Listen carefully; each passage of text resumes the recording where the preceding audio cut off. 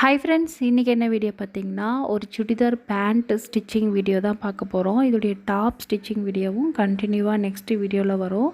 இந்த வீடியோவில் ரொம்ப டீட்டெயிலாக சொல்லி கொடுத்துருக்கேன். இந்த ஒரு வீடியோ பார்த்தாலே போதும், நீங்கள் சுடிதார் ஈஸியான முறையில் ஸ்டிச் பண்ணி எடுத்துக்கலாம். ஃபஸ்ட்டு மேல் பட்டியில் நான் ஒரு இன்ச்சு பக்கம் விட்டுட்டு ஸ்ட்ரெயிட்டாக ஒரு தையல் போட்டு எடுத்துக்கிறேன்.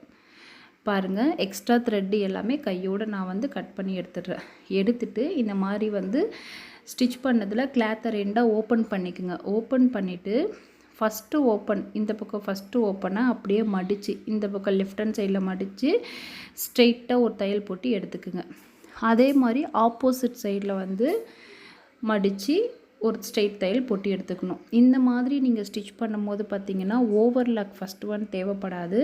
செகண்டு பார்த்திங்கன்னா கிளாத்து மட்டும்தான் கிழியுமே வழிய தையல் கிழியாது. இது பார்த்திங்கன்னா ஒரு லுங்கி மடிப்பு சொல்லுவாங்க பார்த்திங்களா, லுங்கி மடித்து தைக்கிறது, அந்த மாதிரியான மெத்தட் இது. ஸோ கிழியறதுக்கு வாய்ப்பே கிடையாது. பேண்ட்டு மேக்ஸிமம் லேடிஸ் கீழே உட்கார்றது, எழுந்துக்கிறது, கொஞ்சம் வேலை செய்யும் போது குனியறது, நிமிர்றது, அந்த மாதிரியான வேலைகள் செய்யும் போது கூட பேண்ட் கிழியவே கிழியாது. இந்த மாதிரி மெத்தடில் நீங்கள் ட்ரை பண்ணி பாருங்கள். ஃபஸ்ட்டு ஒன் பட்டியில் ஸ்ட்ரெயிட் தையல் போட்டு மடித்து எடுத்துடணும். அதுக்கு ஆப்போசிட் சைடில் பார்த்திங்கன்னா, குட்டி பையன் கொஞ்சம் சைடில் சேட்டை பண்ணுறா, சாரி. அதுக்கு ஆப்போசிட் சைடில் பார்த்திங்கன்னா அதே மாதிரி தான் பாருங்கள், காமிக்கிறேன் பாருங்கள். கிளாத்தை இந்த மாதிரி வச்சுக்குங்க. வச்சுட்டு மேலேருந்து ஒரு இன்ச்சு பக்கம் விட்டுறணும். 1 இன்ச்சுலேருந்து 1.25 இன்ச்சு பக்கம் விட்டுருங்க. அது எதுக்குன்னா நாடா பகுதி நம்ம மடித்து தைப்போம்ல, அதுக்காக.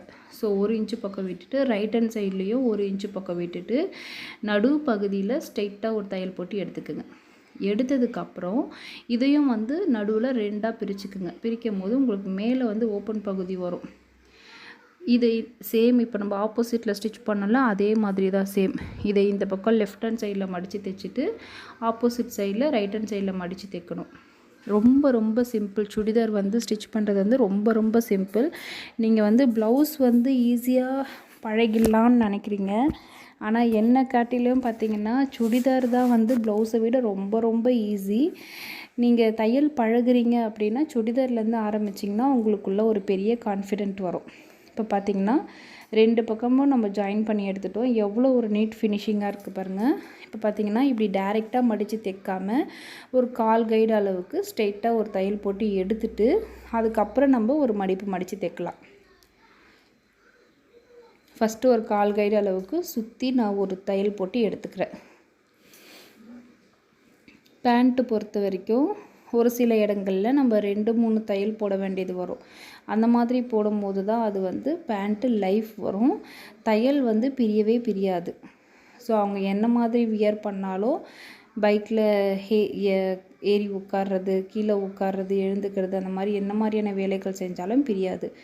பார்த்திங்கன்னா இந்த மாதிரி அந்த முடியுது பார்த்திங்களா, அந்த ஓப்பன் அந்த கார்னர்லேருந்து அப்படியே வச்சுட்டு ஸ்ட்ரெயிட்டாக அப்படியே ஒரே அளவாக வச்சு தையல் போட்டு எடுத்துக்கணும். இந்த இடத்துல பார்த்திங்கன்னா நம்ம 2 தையல் போட வேண்டியது வரும். ஏன்னா ஒரு சில டைமில் நாடா கோக்குற பகுதிகள் தையல் விடுறதுக்கு வாய்ப்பு அதிகமாக இருக்குது. ஏன்னா ஹிப்பு நம்ம லூஸாக இருக்குதுன்னு இழுப்போம், மேலே தூக்கி விடுவோம். அந்த மாதிரி ஏற்றும் போது இறக்கும் போது பார்த்திங்கன்னா தையல் விடுறதுக்கு வாய்ப்பு அதிகமாக இருக்குது. ஸோ நான் எப்போவுமே பார்த்திங்கன்னா நாடா கோக்குற பகுதியில் 2 தையல் போட்டு எடுத்துப்பேன். ஃபஸ்ட்டு ஒரு தையல் போட்டு எடுத்ததுக்கப்புறம் செகண்ட் அது மேலேயே நான் இன்னொரு தையலும் போட்டு எடுத்துக்கிறேன். கஸ்டமருக்கு நீங்கள் நீட் ஃபினிஷிங்காகவும் சேம் டைம் இந்த மாதிரி கொஞ்சம் சோம்பேறித்தனப்படாமல் எக்ஸ்ட்ரா த்ரெட்டு ஆகுது அந்த மாதிரி எதுவும் ஒரு சின்ன சின்ன விஷயங்கள்லாம் நீங்கள் ரொம்ப பார்க்காம நீட் ஃபினிஷிங்காகவும் சேம் டைம் அவங்களுக்கு நல்ல ஒரு லைஃப் வர மாதிரியும் ஸ்டிச் பண்ணி கொடுத்துட்டீங்க அப்படின்னா அந்த கஸ்டமர் உங்களை விட்டு போகவே மாட்டாங்க. ஒரு சில பேர்லாம் ஸ்டிச்சிங்கில் ரொம்ப சிக்கனம் பண்ணுறாங்க. அது ஏன்னு எனக்கே புரியல. ஸ்டிச்சிங்கில் சிக்கனம் பண்ணிங்கன்னா என்ன ஆகும்னா துணி வீணாக போயிடும். அவங்க ஒரு கிளாத்தை எடுத்து கொடுக்குறாங்கன்னா அது ஒரு பணம் போட்டு தான் எடுத்து கொடுக்குறாங்க. தயவு செஞ்சு ஸ்டிச்சிங்கில் சிக்கனம் பண்ணாதீங்க. இந்த கிளாத்து பார்த்திங்கன்னா நான் இதோடைய டாப்பு கட்டிங் பண்ணேன். அதுக்கு ஆப்போசிட் சைடில் டாப்பு பாடி இருக்குல்ல, ஆப்போசிட் சைடில் மீந்த கிளாத்து. ஸோ இந்த பேண்ட்டு பிட்டுக்கு ஏற்ற மாதிரி நான் வந்து கட் பண்ணி எடுத்திருக்கேன். 2 பீஸ் இருக்குது. ஸோ ஈக்குவலாக மடிச்சுட்டு 2 பீஸ் எடுத்துக்கிறேன். எடுத்துகிட்டு நான் அர்க்கத் பண்ணி வச்சுருக்கேன் பாருங்கள். இவ்வளோ தான் மடிக்கணும்னு அர்க்காத் பண்ணி வச்சுருக்கேன் பாருங்கள் பாட்டமில். அந்த அர்க்காத்துக்கு நேராக வந்து கீழே பாட்டமில் வச்சு ஸ்ட்ரெயிட்டாக ஒரு தையல் போட்டு எடுத்துக்கோங்க. எடுத்துட்டு பேண்ட்டு பொறுத்த வரைக்கும் பாட்டமில் கால் வந்து 2 காலும் ஒரே மாதிரி தான் நீங்கள் ஒரே டைமில் தான் ஸ்டிச் பண்ணி எடுக்கணும். அப்போ தான் வந்து அது ஒரே மாதிரி உங்களுக்கு வரும். இது ஒரு கால் முடிச்சுட்டு நம்ம இன்னொரு கால் ஸ்டிச் பண்ணலாம் அப்படின்னு போனீங்கன்னா கண்டிப்பாக ஏற்றத்தாழ்வு வர வாய்ப்பு அதிகமாக இருக்குது. இப்போ பாருங்கள், நான் ஒரே மாதிரி ஸ்டிச் பண்ணுறதுனால தான் எனக்கு வந்து அந்த பாட்டம் வந்து பட்டி கூட ஜாயின் பண்ணும்போது கூட எனக்கு எந்த ஏற்றத்தாழ்வும் வரல. சேம் அதே மாதிரியே இருந்தது. இப்போ இந்த சுடிதார் நீங்கள் ஸ்டிச் பண்ணும் போதே பார்க்கலாம், சுமாராக எத்தனை முறை த்ரெட்டு கட் ஆகுது பாருங்கள். ஸோ அதெல்லாம் சும்மா யோசிக்கக்கூடாது, டென்ஷன் ஆகக்கூடாது. நம்மளுடைய வேலை என்ன, அதுவும் ஒரு வேலைன்ற மாதிரி மிஷின் வந்து நம்மளுக்கு ரொம்ப ஒரு சில டைமில் ரொம்ப ப்ரெஷர் கொடுக்கும். என்னடா இது போடா எப்பான்ட்டு தூக்கி போட்டு தூங்கலான்னு தோணும். அந்த மாதிரியெல்லாம் எனக்கு தோணியிருக்கு. இப்போ வந்து நான் அதுக்கு பழகிட்டேன். ஸோ எனக்கு அது இரிட்டேட்டிங் ஆகலை. நீங்கள் இப்போ தான் பழகுறீங்கன்னும் போது மிஷின் வந்து உங்களுக்கு அடாப்ட் ஆகணும் ஃபஸ்ட்டு. ஸோ அந்த அடாப்ட் ஆகிற வரைக்கும் உங்களுக்கு மிஷின் வந்து பழகாது கைக்கு. ஸோ த்ரெட்டு கட் ஆகுது அது இதுன்ட்டு நீங்கள் டென்ஷன் ஆக வேண்டாம். இப்போ பாருங்கன்னா கிளாத்தை வந்து நான் ஆப்போசிட்டில் திருப்பி கார்னரில் வந்து ஒரு ஸ்ட்ரெயிட் தையல் போட்டு எடுத்துக்கிட்டேன் பாருங்கள். இப்போ 2 தையல் போட்டதுக்கு நடு தையலும் நான் போட்டு எடுத்துப்பேன். எப்போவுமே பாட்டமில் வந்து 3 தையல் போட்டு எடுக்கும் போது என்ன ஆகும்னா, கேன்வாஸை விட இது வந்து ஸ்டிப்னஸ் வந்து சூப்பராக இருக்கும். பாருங்கள் எவ்வளோ ஸ்டிப்பாக இருக்குது பாருங்கள். இப்போ வந்து அந்த த்ரெட்டை நீங்கள் கட் பண்ணாதீங்க, அப்படியே கிளாத்தை வந்து அப்படியே மடிச்சிருங்க. அதாவது நல்ல பகுதி வந்து மீட் பண்ணுற மாதிரி, கெட்ட பகுதி மேலே வரா மாதிரி அப்படி இருக்க மாதிரி வச்சுட்டு அப்படியே மேல் பகுதி கொண்டு வந்தீங்கன்னா ஜாயின் பண்ணுற ஏரியா வந்துடும். அதில் பார்த்திங்கன்னா ஒரு 1/4 கைடு அளவுக்கு கிளாத்தை விட்டுட்டு ஸ்ட்ரெயிட்டாக வந்து ஒரு தையல் போட்டு எடுத்துக்கோங்க. பாருங்கள், நான் கிளாத்தில் நல்லா பார்த்துக்குங்க, 1/4 கைடு அளவுக்கு கிளாத்து விட்டுருக்கேன். ஸோ ஸ்ட்ரெயிட்டாக வந்து ஒரு தையல் போட்டு எடுத்துக்கணும். ஆப்போசிட் சைடும் இதே மெத்தடு தான். இப்போ ஸ்ட்ரெயிட்டாக ஒரு தையல் போட்டு எடுத்ததுக்கப்புறம் எக்ஸ்ட்ரா த்ரெட் எங்கன்னா இருந்ததுன்னா ஃபுல்லாக நீங்கள் கட் பண்ணி எடுத்துருங்க. இப்போ கிளாத்தை இந்த மாதிரி ஓப்பன் பண்ணிவிடுங்க. ஃபஸ்ட்டு ஒரு மடிப்பு, 2வது ஒரு மடிப்பு, இந்த மாதிரி நீங்கள் மடித்து தைச்சிட்டிங்கன்னா உண்மையாகவே சொல்கிறேன், ரொம்ப உங்களுக்கு யூஸ்ஃபுல்லாக இருக்கும். ரொம்ப நீங்கள் இந்த பேண்ட்டை யூஸ் பண்ணிங்கன்னா கூட தையல் வந்து வரையவே வராது. நம்மளுக்கு ஓவர்லாக்குக்கு வேலையே கிடையாது. ஸோ இந்த மாதிரி நீங்கள் ஸ்டிச் பண்ணி ட்ரை பண்ணுங்கள். இது இப்போ இந்த மாதிரி ஸ்டிச் பண்ணி எடுத்துட்டோம். ஃப்ரண்ட் அண்ட் பேக் பாருங்கள், எங்கேயுமே உங்களுக்கு பிசுறு வெளியே தெரியாது. இப்போ கிளாத்தை அந்த மாதிரி ஃபுல்லாக பிடிச்சி எடுத்துகிட்டு ஆப்போசிட் சைடில் தைக்க வேண்டியது இருக்கும்ல, கிளாத் ஓப்பனில் இருக்கும்ல பாருங்கள், தையல் பகுதி பிடிச்சிட்டு கிளாத்தை கொஞ்சம் கொஞ்சமாக நகட்டுங்க. இந்த மாதிரி ஆப்போசிட் சைடில் 2 ஓப்பன் வந்துடும். அதுவும் சேம் அதே மாதிரி 1/4 கைடு அளவுக்கு கிளாத்தை விட்டுட்டு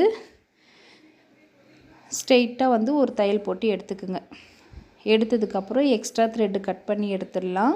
இப்போ பாருங்கன்னா அந்த கிளாத்தில் இருக்குல்ல, அந்த கிளாத்தை வந்து ஃபஸ்ட்டு ஒரு மடிப்பு, செகண்ட் ஒரு மடிப்பு, இந்த லுங்கி ஓரம் முட்டுற மாதிரி தான் சேம் இந்த மெத்தடு. இது மாதிரி நீங்கள் ஸ்டிச் பண்ணிட்டு பழகுங்க.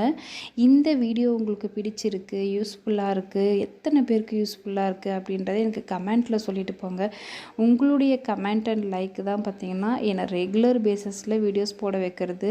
இப்போ வந்து பசங்கள் லீவில் இருக்க டைமில் என்கிட்ட மொபைலும் இருக்க மாட்டேங்குது, டைமும் இருக்க மாட்டேங்குது, வீடியோவும் எடுக்க முடியல, எடிட் பண்ணாலும் வாய்ஸ் கொடுக்க முடியல.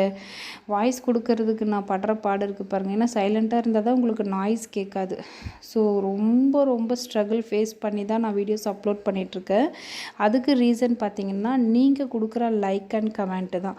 ஸோ உங்களுக்கு பிடிச்சிருந்தால் ஒரு லைக் அண்ட் கமெண்ட் போட்டு போங்க. நான் நெக்ஸ்ட்டு வீடியோ போடுறதுக்கு எனக்கு கொஞ்சம் மோட்டிவேஷ்னலாக இருக்கும். இப்போ பார்த்திங்கன்னா 2மே நம்ம ஆப்போசிட் சைடு கிளாத்தை வந்து ஜாயின் பண்ணி எடுத்துட்டோம். எடுத்ததுக்கப்புறம் கீழே பாட்டம் இருக்குது பார்த்திங்களா, இப்போ அந்த த்ரெட்டை கட் பண்ணி விட்டுருங்க. கட் பண்ணி எடுத்துட்டு அந்த கால் பாட்டமில் வந்து ஜாயிண்ட் பண்ணுவோம்ல, இந்த மாதிரி மடிச்சுக்குங்க. அதாவது நல்ல பகுதி வந்து உள்ளே இருக்கணும், கெட்ட பகுதி வந்து மேலே இருக்கணும். பேண்ட்டை உள்டாவாக திருப்பினா எப்படி இருக்கும்? ஸோ இப்போ அந்த மாதிரியான ஷேப்பில் தான் நம்மளுக்கு வந்துடும். பார்த்திங்கன்னா அளவு பேண்ட்டில் எவ்வளோ இருக்கோ அதை வந்து நான் மார்க் பண்ணிக்கிறேன். அந்த அளவை நான் மார்க் பண்ணி எடுத்துகிட்டு ஃபஸ்ட்டு வந்து பார்த்திங்கன்னா ஒரு 1 இன்ச்சு சைடில் கிளாத் இருக்க மாதிரி விட்டுட்டு ஸ்ட்ரெயிட்டாக வந்து ஒரு தையல் போட்டு எடுத்துக்கிறேன். கிளாத்து 2 கிளாத்தும் ஈவனாக இருக்கணும் சைடில். ஸோ அந்த மாதிரி கிளாத்தை வந்து வச்சுட்டு கரெக்டாக கொஞ்சம் கொஞ்சமாக நகட்டி நம்மளுக்கு அந்த கார்னர் 2 தையலும் ஜாயின் பண்ணுற இடத்துல அப்படியே பெண்டு எடுத்து திருப்பிக்குங்க. திருப்பி எடுத்துட்டு இந்த கிளாத்தை அப்படியே ஈவனாக வச்சு ஈக்குவலாக நீங்கள் வச்சு அப்படியே தையல் போட்டு 1 இன்ச்சு விடுற மாதிரி தையல் போட்டு எடுத்துக்குங்க. ஆப்போசிட் பாட்டமில் நம்ம என்ன மார்க் பண்ணியிருக்கோமோ அதே தான் இந்த காலுக்கும் வரணும். ஸோ அந்த கால்லேருந்து இதுக்கு மார்க் பண்ணி எடுத்துக்கோங்க. எடுத்துட்டு தையல் போட்டு நீங்கள் ஸ்ட்ரெயிட்டாக எடுக்கும் போது இந்த மாதிரி ஈவனாக வந்து மீட் ஆகும். ஸோ அதுக்கு தான் நான் சொன்னேன், ஒரே மாதிரி நீங்கள் வந்து ஜாயின் பண்ணணும். ஸோ அதுதான் வந்து முக்கியமானது. கட்டிங்கும் வந்து நம்மளுக்கு கரெக்டாக இருக்கணும். பாருங்கள், த்ரெட்டு சுமாராக எத்தனை முறை கட் ஆகுது பாருங்கள். வீடியோஸ் எடுக்கணும் அப்படின்னாலே வந்து ரீசன்ட் டைம் வந்து இந்த மாதிரி தான் ஆகுது. பட் வீடியோவுக்கு அப்புறம் நான் எடுக்கிற ஸ்டிச்சிங்லாம் பார்த்திங்கன்னா எந்த மிஸ்டேக்குமே ஆகாமல் அவ்வளோ நீட் ஃபினிஷிங்காக வருது. எனக்கே ஓஹோ, இதை வீடியோ எடுத்திருந்தால் நல்லா இருந்திருக்குமேன்னு தோன்ற அளவுக்கு வருது. அது ஏன்னு எனக்கே புரியலை. சரி, ஓகே, இதுவும் கடந்து போகும். என்ன நடக்குதுன்னு ஒன்றுமே எனக்கு புரியல. உங்களுக்கு தெரிஞ்சால் எனக்கு கமெண்ட்டில் சொல்லுங்கள். இப்போ பார்த்திங்கன்னா 2 தையல் போட்டு எடுத்துட்டேன். எடுத்ததுக்கப்புறம் இந்த பிசுறும் நம்மளுக்கு வந்து வெளியே தெரிய வேண்டிய அவசியம் இல்லை. எக்ஸ்ட்ரா இருக்க கிளாத்தை வந்து இந்த மாதிரி மடிச்சுக்குங்க. எவ்வளோ கிளாத் இருக்கோ அதை அப்படியே மடித்து ஸ்ட்ரெயிட்டாக இதுக்கு வந்து ஒரே ஒரு தையல் போட்டால் போதும். இது எதுக்காக இந்த தையல் நான் போடுறேன் பார்த்திங்கன்னா, பிசுறு வந்து வெளியே வராது. நம்ம வியர் பண்ணும்போது ஒரு சில பேருக்கு இந்த பிசுறு வெளியே வரும்போது பிடிக்காது, குறுன்னு இருக்கும் வியர் பண்ணும்போது ஸ்கின் மேலே. ஸோ அதனால் வந்து நான் மடித்து தைச்சிருவேன். நம்மளுக்கு வந்து ஓவர்லாக் போடணுன்ற அவசியம் கிடையாது. சேம் டைம் என்கிட்ட ஓவர்லாக் மிஷினும் இல்லை, அதுதான் விஷயம். ஸோ இந்த மாதிரி மடித்து தைச்சிருங்க. இப்போ எல்லாமே ஸ்டிச் பண்ணி எடுத்தாச்சு. இதோட வந்து பட்டியும் பேண்ட் பிட்டையும் நம்ம ஜாயின் பண்ணி எடுக்கணும், அவ்வளோதான். இந்த வீடியோவில் உங்களுக்கு ஏதாவது பிடிச்சிருந்ததுன்னா கமெண்ட்டில் சொல்லுங்கள். தென் நெக்ஸ்ட் வீடியோ என்ன போடலான்றதை கமெண்ட்டில் சொல்லுங்கள். உங்களுடைய கமெண்ட் அண்ட் லைக் தான் எனக்கு மோட்டிவேஷனல். தென் நெக்ஸ்ட் வீடியோவில் பார்க்கலாம். தேங்க்யூ, பாய்.